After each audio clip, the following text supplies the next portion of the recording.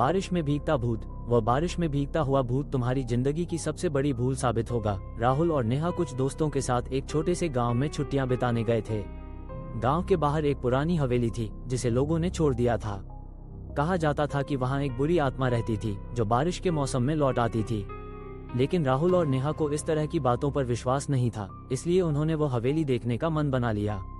गांव के लोग उन्हें चेतावनी देने लगे थे कि हवेली में रात बिताना खतरे से खाली नहीं है, लेकिन राहुल और नेहा ने उनकी बातों को नजरअंदाज किया। वो हवेली के पास पहुंचकर अंदर चले गए। हवेली में एक अजीब सी सांस्कृतिक धुंध थी और चारों ओर सिलन का गंध था।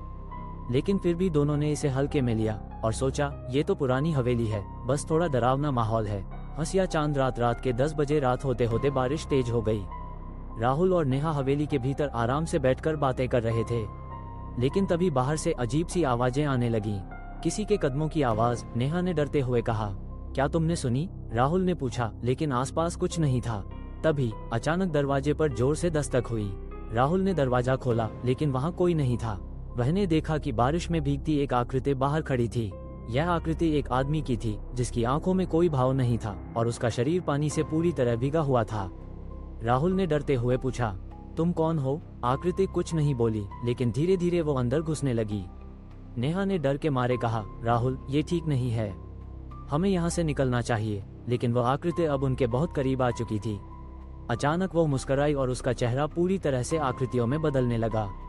आकृति का चेहरा अब एक भूतिया रूप में बदल गया जो बहुत डरावना और विकृत था। उसने बोला, तुमने हमें बुलाया है, अब तुम मेरे साथ चलोगे। 12 लोचक रात के 12 बजे। नेहा और राहुल दोनों घबराकर घर से बाहर भागे। बारिश और तेज हो गई थी, लेकिन वह भूत उनके पीछे पीछे चल रहा था और जैसे ही वे गेट तक पहुंचे, भूत ने अपनी हड्डियां दिखाते हुए कहा, अब तुम बच नहीं पाओगे क्योंकि तुमने इस हवेली में कदम रखा है। राहुल और नेहा ने अपने कदम और तेज कर दिए, लेकिन भूत उनके पास पहुंच चुका था।